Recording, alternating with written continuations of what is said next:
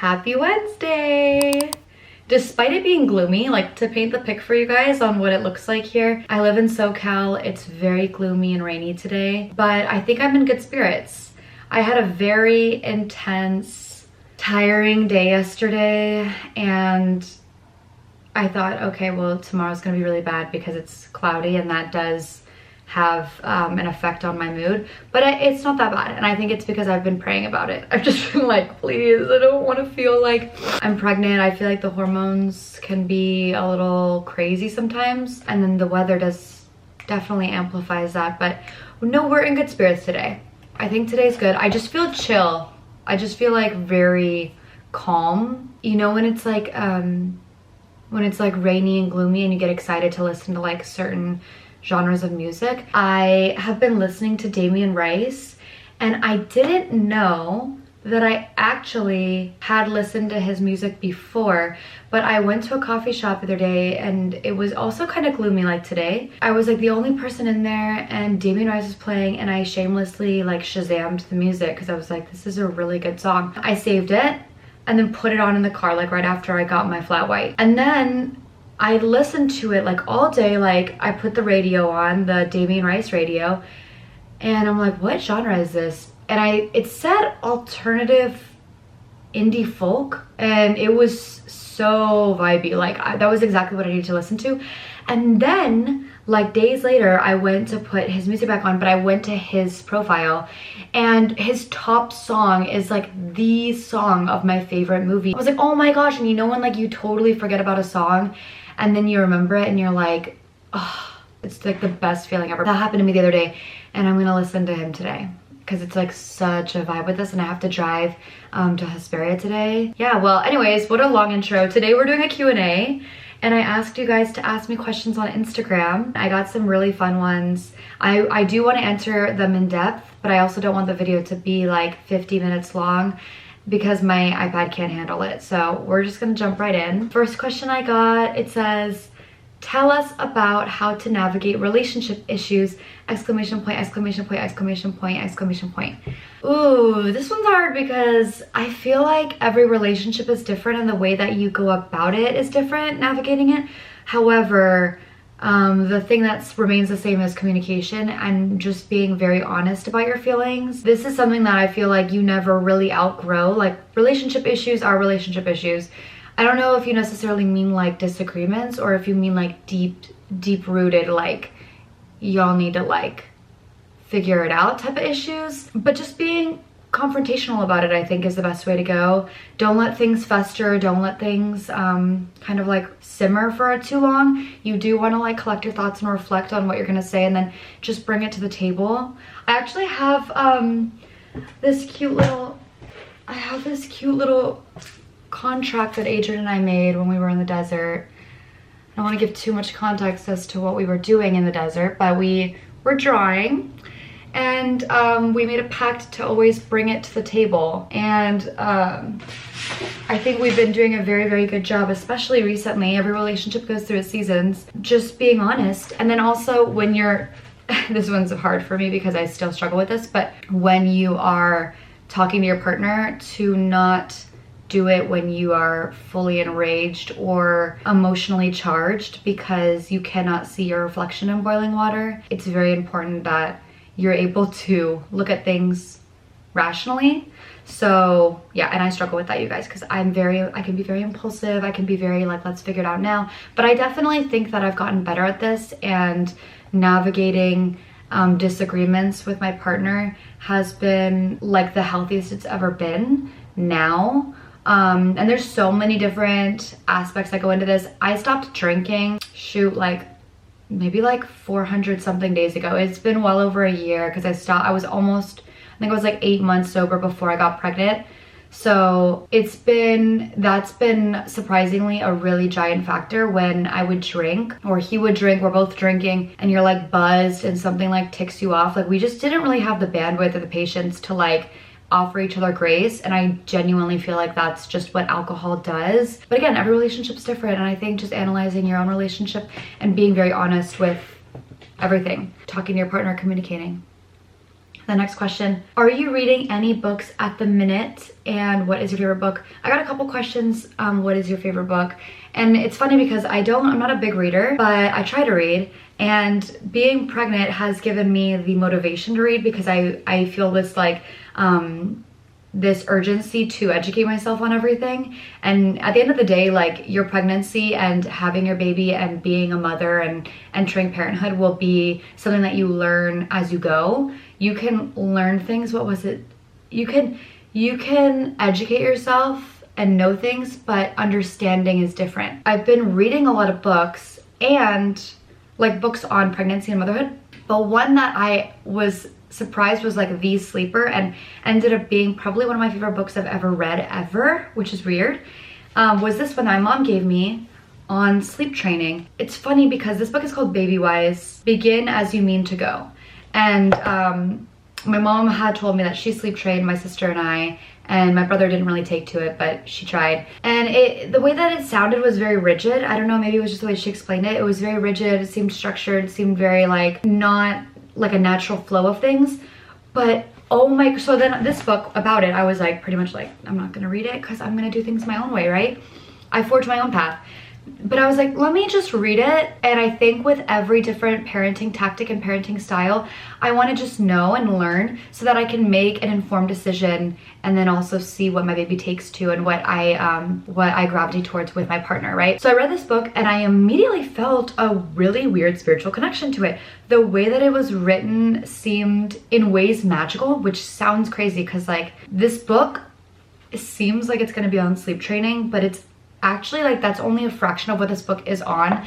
There's so much like juicy information on feeding your child, on child cognitive development, on everything from like swaddling to bathing to, and it's tiny. And I actually did a baby care seminar this past weekend to learn like basic things about like changing your baby's diaper, temperature that your baby should be sleeping at, like, you know, just like educational things that I should probably know. Like, how many layers does a baby wear? That always confused me. Like, I'm like, it's smaller, the baby's smaller. And then your baby's nose can feel cold or its fingers can feel cold, but that's just because their circulatory system has not fully matured. So it's very normal. So certain things that I would have been pretty like concerned about, it was cool because I was able to like feel like I got my bases. And you know I took my notes, you guys. I took pages of notes. And then I also have like classes coming up for labor and delivery. That's besides the point. But getting back to the book, it was like, oh my gosh, it was so good. I actually was crying at the end of the book, and there is a part that I want to read just briefly. I don't want to like bore you guys because, you know, most of you guys are not pregnant or entering parenthood, and that's kind of something that I was like thinking about. Like, I know that most of the people that watch my videos aren't, but maybe it's still interesting to you guys, and it's definitely something that these are like my video diaries at the end of the day, and so I want to capture what I'm like learning and understanding and going through. So honestly, this entire chapter was like I was crying in the coffee shop, and I think I was crying in the coffee shop also because I had gone through the rest of the book, and so it was like the finale. It's like when you watch the finale of a show, so it's like it has more of an impact. Most people are born into families where they inherit a way of living, a rhythm, a pulse that shapes the meaning of their existence. Home, for many, is more than a simple memory of a place where childhood unfolded. It is the first structure in which one encounters life, in all its complexity, its joys and fears, its quiet rituals. We learn through the everyday gestures of those who raised us. The word home is dense with unspoken weight, steeped into the early breath of belonging. It permeates everything, especially in that first delicate year where the boundaries of our being are still forming, vulnerable to every influence around us. Nothing in life shapes a person more than the quiet, steady presence of a mother and father. Their influence is like a pulse in the walls of that home, undeniable, shaping who we become in ways we may not fully understand until years later. No other relationship reaches so deep or lingers as long as that between parent and child. However, with that depth comes a testing ground, a place where personalities clash, resolve is tested, and the essence of one's self is measured against the needs of another. What are the silent burdens of parenthood? What questions must those experiencing a child ask themselves in the expectant hours before birth? And more importantly, what beliefs must they cling to or let go of as they prepare for the weight of this irreversible commitment? Although parenting is personal, it is still linked to a larger truth. There are certain beliefs about babies, about caring and nurturing, that serve as beacons, guiding us through the fog of new parenthood. And yet there are other beliefs we must unflinchingly reject if we are to give the child a sturdy, unshakable foundation on which to build their life, their heart, their mind.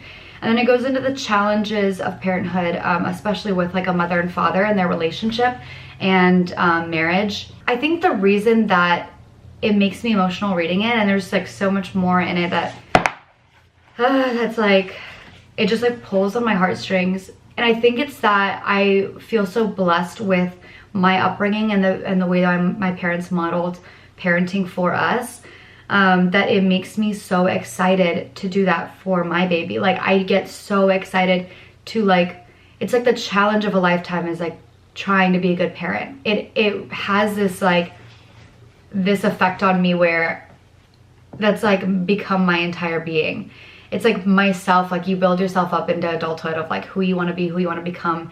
And then when you're faced with like the truth of the responsibility of another human being, you're like, this is going to be remarkable in every way. A husband and wife might find ways to cope with the missing parts, to navigate around the voids, but children, especially babies, have no such defenses. They can't rationalize or intellectualize their way through instability. They reach out with their senses, absorbing the world through touch, sound, sight, and the smallest vibrations of their parents' emotions. This is why the love between a mother and father cannot be overstated. It is the kind of invisible glue saturating a child's world with a sense of safety, security, and belonging. Why does this matter? There is something almost magical about the love a child observes between their parents. It shapes their brain, their neural wiring, in ways that researchers are only beginning to understand. It is not the mother-child bond alone that predicts the child's future emotional security or intellectual success. It is what the child sees in the connection between their mother and father that holds the greatest weight. From the earliest days of life, children instinctively use their parents' relationships as a measure of the world's safety. If they sense harmony, a child's brain leans into growth, into exploration. But if a child detects even the faintest tremor of instability, their brain shifts, diverting energy away from growth and towards survival. The love within a marriage offers children something deeper than direct parent-child relationship can provide, even in infancy. It is a kind of protective layer. So I don't want to bore you guys. It pretty much goes into importance and like just how vital your relationship is and how that affects your child. And I think that that's something that we're gonna have to learn on our own, and we're gonna go through all the hiccups and the seasons of parenthood just through experience alone. But to read about it, it like reassures me that like, okay, we gotta be right, like we gotta be on it, like our relationship is number one, and this child is joining our life. And so anyways, this book was so insightful for me. I loved reading it. Like I obviously tagged it up, I highlighted it, and it was just so much more than I thought it was gonna be. It talks about like deep pillars, even the way that it's written with the rituals and things that are sacred. There's like keywords that I feel like spiritually draw me in, and this book was full of them. Next question, workout split. And the next question, how do you maintain your relationship with God and your favorite rituals and routines? Ooh, okay, workout split will be quick. This answer will be quick because there really isn't a split right now. I'm just trying to survive at this point. And I try to do as much movement as I can. My workout split pre-pregnancy was really good and solid. I hit multiple upper body days. I would do back and bi, then legs, rest, shoulders, try, and then my last day would be whatever I wanted to do. So I could either do any of those groups again, or I would do what I called a play day, which was like anything I wanted to do. Kettlebells, mobility, running. There was a period of time where I was trying to run, literally trying to run. And then now I try to walk as much as I can, and I still strength train, but it's harder for me to get into the gym, especially with work, and like there have been things that I've been trying to get done, so I don't feel like I've had the time. But truly it's just a priority thing. Like it just hasn't been my main priority. I think that like I get my mobility and my stretching in at home more than anything, and I walk a lot. I work as a server on Fridays and Saturdays, and that is a lot of walking, you guys. A lot of walking, so much so that I come home and my feet are swollen. And when I got my aura read, they told me that you should just take a little break. I didn't even mention how much I was working. They just said you should take a little break. I was like, you right. But the other part of the question, how do you maintain your relationship with God? I did get questions on this multiple times actually about God. Somebody said, let me see if I could just answer these both in one go. Do you read the Bible, and what are your thoughts on Christianity? I was raised Christian. I was raised in a very conservative Christian household. 2020, when COVID happened, a lot of social unfoldings and disasters and heartbreaks happened, the whole George Floyd thing, and so many more. I kind of pulled away from the church because there were certain churches that really got political, and I genuinely felt the discernment of God within me telling me to take a step back, not from my relationship with God, but from my relationship with religion. And at the time, I had identified as a Christian. The years that followed, things kind of just unfolded in different ways, and I started to see things differently, and my relationship with God kind of started to transform, completely different than what I had known. And so I just felt that maybe my beliefs and the pillars of my beliefs were not ones that fully aligned with Christianity, so I don't feel like I would be considered a Christian now. So to answer this question, I think the best way, I'm not a Christian anymore. I don't identify as a Christian, but I have a very strong relationship with God, and I prioritize my relationship with God. Talked about this a lot in my pregnancy vlogs, but being pregnant particularly has been my spiritual cornerstone. Like, I have never felt more connected to God than through this pregnancy, and it is probably the most beautiful blessing this pregnancy has given me thus far. I do read my Bible. And I try to read it in a way where the original translation meant it to be read, not in the way that it's kind of been skewed or misinterpreted. So take that as you will. I also believe that your relationship with God and your spirituality is so individual to who you are as a person and just in general, that that's one of the reasons why I wouldn't identify as a Christian, because I don't even feel like I could box or label in my relationship with God into any sort of religion. At the end of the day, Christianity, I grew up hearing that it's a relationship with God. It's not a religion, it's a relationship. But at the end of the day, it's still a religion. Christianity is still a religion, and I'm just not religious. But I think that there's something to be learned about every different religion, and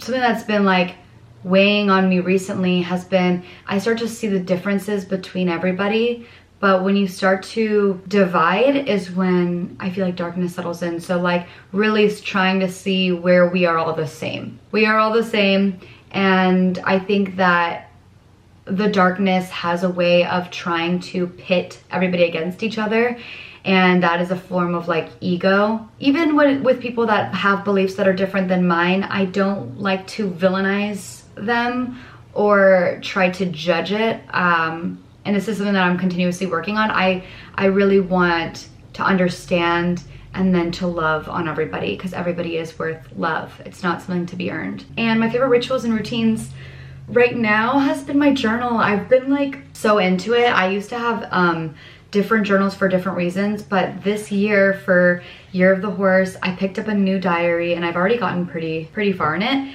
I pretty much write everything in here. I write my wishes, my prayers, I write to my baby, I write apologies, I write poems, journal entries, just like all my thoughts are in here.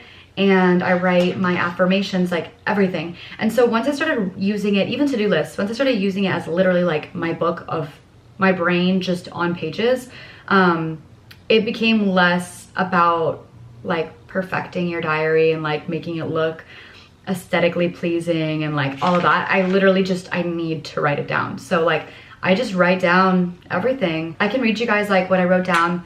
This one I do say the sex of my baby, so I'm just gonna like they them my baby in this, but I just put down this is like a prayer. I sit back and allow God to bless me endlessly. Abundance is around me and luck follows the path I walk. Magic is in the air and I simply have to notice it. Nothing forced, it all flows effortlessly into my orbit. My little baby is protected by God and watched over. I am the womb and portal, an instrument to bring their spirit safely to earth. They are already blanketed in love. Their energy is magnetic, and they are light.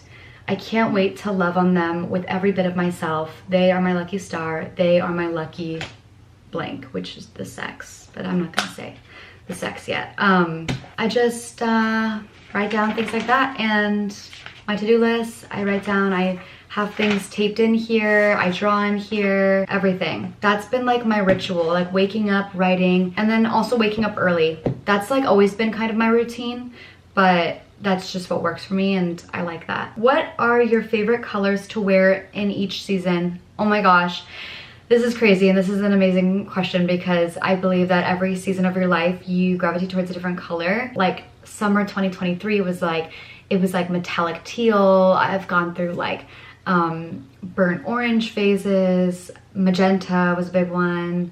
And right now in my current season, I've been loving the color that carnelian is, which is kind of like this like, I don't know, like an orangey red, because I've been really into like this bold energy and this protective energy. And I'm still navigating it, and I'm still navigating my own boundary setting. Entering parenthood has definitely taught me that I'm going to have to set so many boundaries in my life and in so many different aspects that I've been drawn to the color red. Did you delete your TikTok? If yes, why? I deleted my TikTok, shoot, I don't even know. I want to say like 5 months ago. Like, I don't even know how long ago it was at this point. I kind of just deleted it on a whim. And then whenever I delete my TikTok, people always ask me where my TikTok is because I also deactivate it. And I deactivate it because I don't like digitally being somewhere that I'm actually not overseeing. I don't know, that's just like an anxious thing, but I'm just like, no, like take it all down. So I deactivate it. I don't delete it, I deactivate it because I never know like if I'm gonna want to come back. I don't think I will because it was really, I think it was stunting my creative projects. Like I was just so busy consuming content that I didn't want to put out anything. But I figured that once I regain my relationship with creatively outputting material and my ideas onto the internet, then I can like maybe get TikTok back on my phone. But that's the only reason. And I also like didn't like that I was seeing so many things that made me anxious. There's just a lot of things that I didn't want to see, and I know that that's a privilege that I could literally turn it off, but I was like, for my own mental health, and also like since I'm pregnant, I don't want to stress myself out by seeing a lot of things that were like completely like, it would just pop up, no trigger warning. And like being pregnant, I'm like protective of my boundaries and what enters my space and like what I consume and what I see, and it would kind of piss me off because I'd be like, bruh, I did not ask to see this super graphic image. Like this could have been told to me by somebody and I would have been able to like see it in my head and it would have had the same effect. But like seeing something super graphic while you're pregnant, I feel like there's certain things that I want to guard. So I was like, eh. Do you feel any pregnancy anxiety? Congrats from one pregnant mom to another. Oh my gosh, congratulations. Oh, that's so exciting. Is it your first pregnancy or your second? Like, I want to hear about this. With pregnancy anxiety, I do get waves of anxiety, but not really surrounding the pregnancy now. In the very beginning, I was anxious. I would Google the rates of losing your baby at whatever week I was at. I'd be like, 13 weeks. What is the percentage of losing your baby? I wouldn't even utter the M word because I believe that words have power, and I was just like, absolutely not. But I would do that. And then I was like, before I did any of the testings for like DNA testings, it was just something that I felt really anxious about. More of just like the health and welfare of my baby. But everything is really good right now. I feel blessed. So there's no anxieties around that. Even my relationship has like completely flourished being pregnant. It's like been incredible. Like seeing Adrian like morph into this father like is like such a blessing. And this baby is not even here yet, and I see him and like his paternal instincts kicking in, and he's just so in touch with like his emotions and our connection and the baby's connection. Like it is so crazy. But So yeah, like no anxieties in that department. I literally feel like maybe the answer is no. I do have emotional waves where like things start to overwhelm me. Like right now, it's not anxiety, I would say, but getting the baby's room prepared and everything prepared in that aspect, like it makes me like, I start to get like, I don't know if flustered is the right word, but like I get like pretty like anal about it. But it's not like I'm anxious. It's more like I'm like, I want it done. Like I just want it done. And I think that that's like the early nesting happening, but it's not like, I wouldn't say it's anxiety. Where do you get your style inspiration from? I would say from people that I see, from my friends. There's people like celebrities that I always look at and I'm like, oh my gosh, I love their style. Like Dakota Johnson, I love her street style. Nature. I love getting style inspiration from like whatever I'm seeing, patterns that I'm seeing and loving, textures. Pinterest, number one, probably.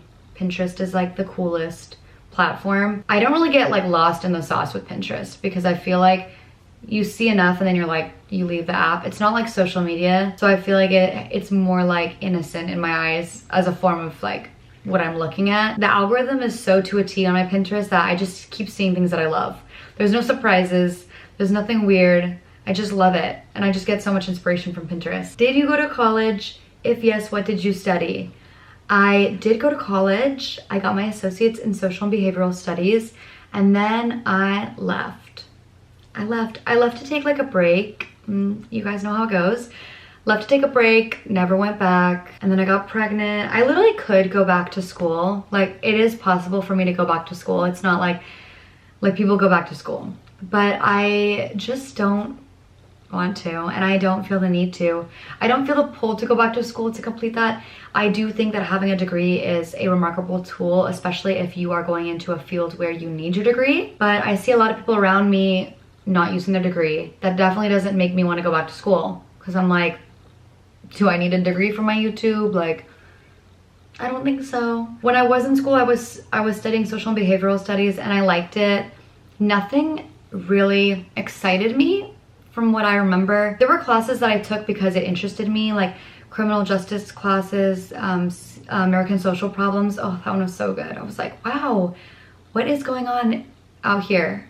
Like things that just like literally open your eyes. I didn't ever want to pursue a career in anything like that, so I left. What are the things you should do / better do in your early 20s?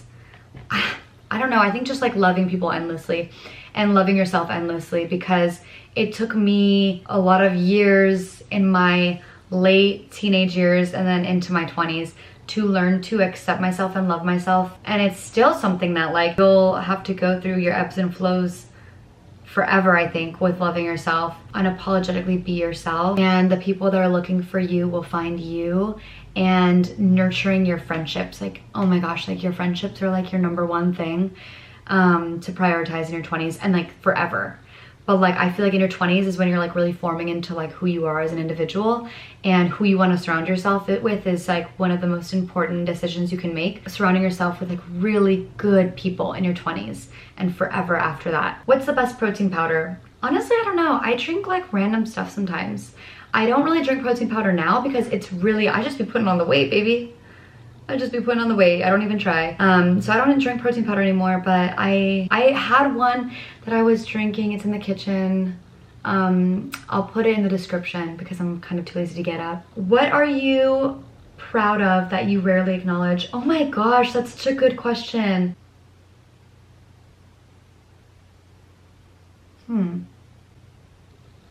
I think I'm really proud of how far I've come. I think I don't reflect on it too often because I'm like constantly trying to keep going and keep it going, but like the disciplines that I have incorporated into my life have stayed there. They've like morphed and transformed in different ways, but my discipline has always been there. Like spiritual growth and just growth as an individual. I'm proud of it. I'm like really proud of it. I am like trying to like just be a really good person. Doesn't mean being the best person in everyone else's eyes. That just means being the best person in my eyes. And I know that can sound confusing, but but it pretty much just means like, instead of trying to please everybody around me and show them that I'm an amazing person, I'm a good person, like literally to my core, just trying to be a good person. And then that kind of starts to like ripple into all your other relationships. People that are meant to accept that and love that and be part of that will see that. I think there was a period of time where I was like always trying to please everybody, and like if you try to please everybody, you're literally, it doesn't work. It like does not work. There's parts of yourself that you lose, or you just can't, it's just impossible to please everybody. Like not everybody will like you at the end of the day, and you don't even like everybody though, so like why would you want everybody to like you? My priorities like shifted, and I'm proud of that. I'm proud that like what's important to me now is important to me, and what used to be important to me isn't. Yeah, I'm proud of that. That was a really good question. Anything you want to ask your future self, or what you'd tell your past self? Hi Sophia, this is my friend that put this question. I think my future self, I want to ask her like, oh my gosh, how are we doing? Like, are you okay? Because I feel like motherhood is going to be like whiplash in the best way. But I'm like, are we good, girl? Like, hold my hand, are we okay? My past self, I'm like, girl, you're gonna figure it out. You're fine. The thing you're looking most forward to experience as a mom, like just holding my baby. I have dreams about it. I cannot wait. I had a super intense moment yesterday where I had to think about letting my baby go into like childcare and having other people watch my baby. And I literally broke down, you guys. This is just me being vulnerable. I had a full meltdown moment because you are holding this soul inside your body that's never seen the world, and you've seen the world, and you've seen how cruel it can be.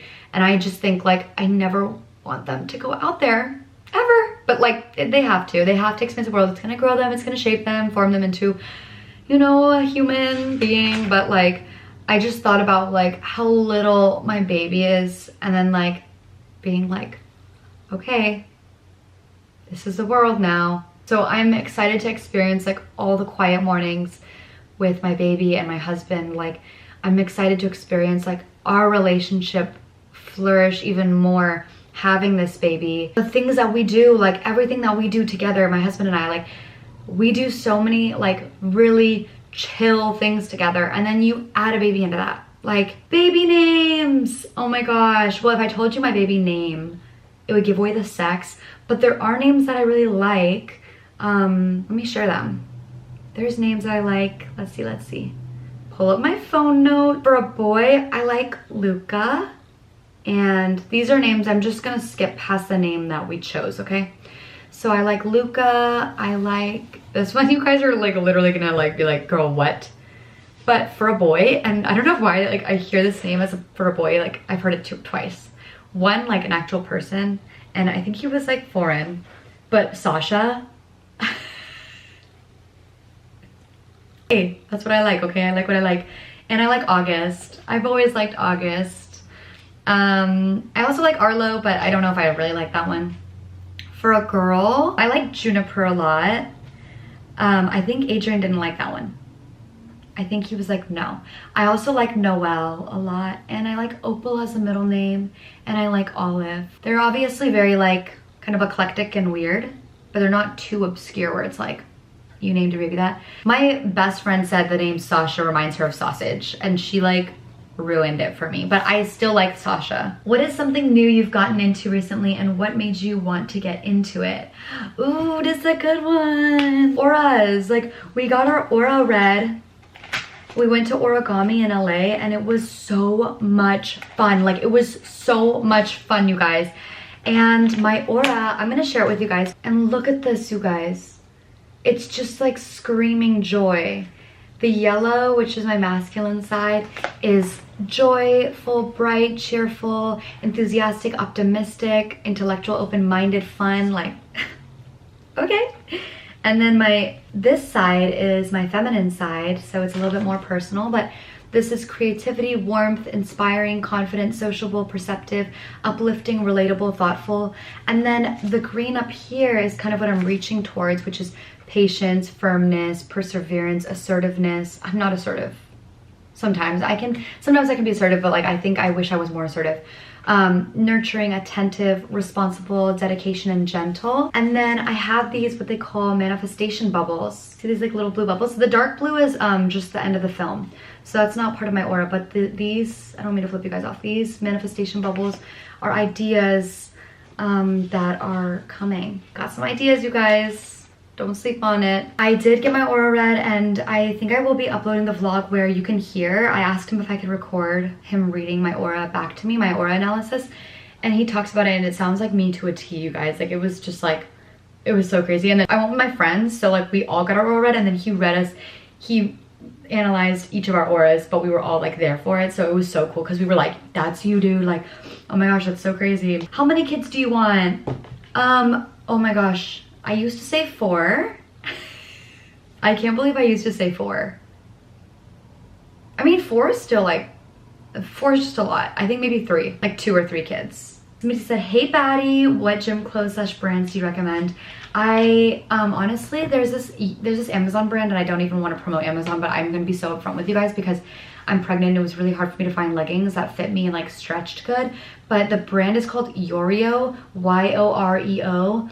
They have some that are really comfortable and inexpensive, but if you're willing to splurge a little bit, I really liked the Define ones. Those are the ones that I wore before I was pregnant. They were really good. They are like, I'm usually a small, but the small was like tight on me. Like, I think I would have to do a medium. So I don't know if you should size up. What is your plan for content creation once baby comes? Congratulations, by the way. Thank you. When baby comes, I still want to continue making vlogs. It's funny because vlogs are not my most popular videos. My most popular videos are things like what's in my bag, things I'm excited to see for whatever season we're in or we're going into, fashion trends I like, things like that.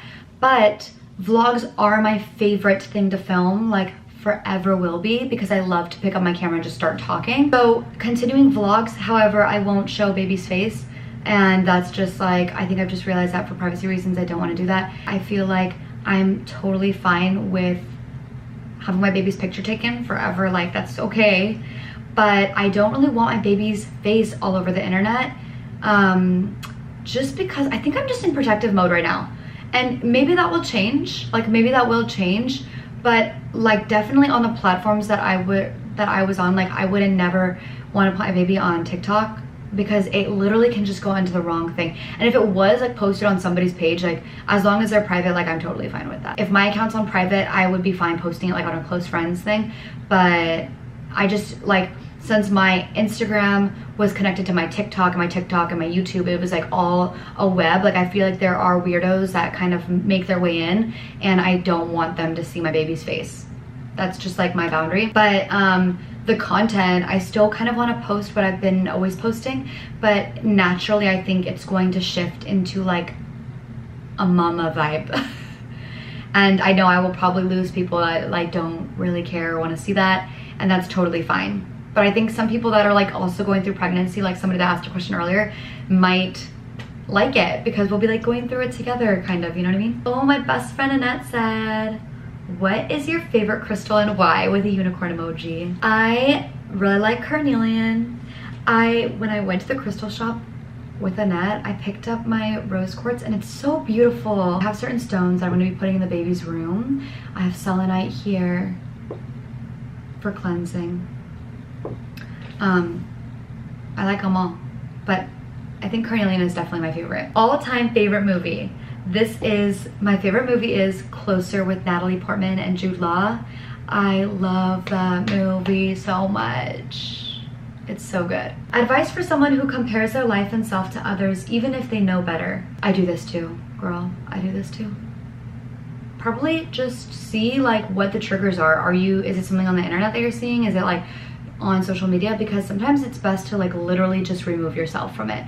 If it's like something that's actually getting to you, like I think sometimes you just have to delete it for a little bit, for a season, whatever it is, like just so you can get your bearings again and reconnect with yourself. And then also doing anything that will help you connect to yourself, because when you're comparing yourself to other people, it's almost like you're not really looking at yourself in that moment. You're seeing how you can be like someone else, right?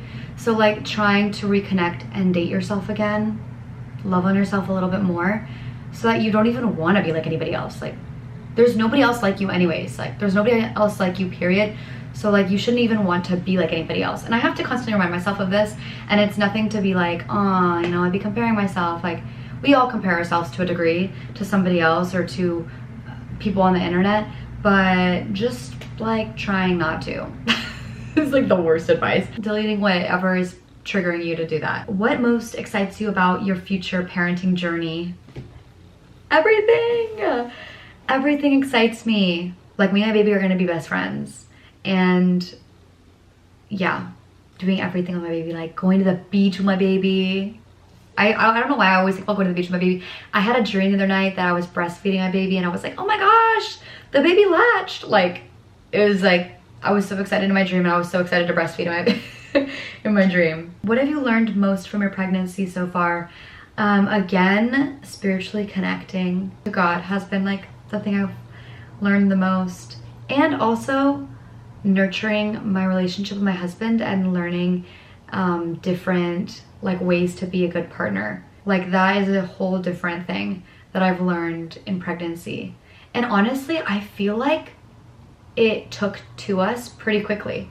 Like I think actually having the baby will be completely different, but being pregnant, we both just like settled into those positions firmly. And we were just like, this is who we are.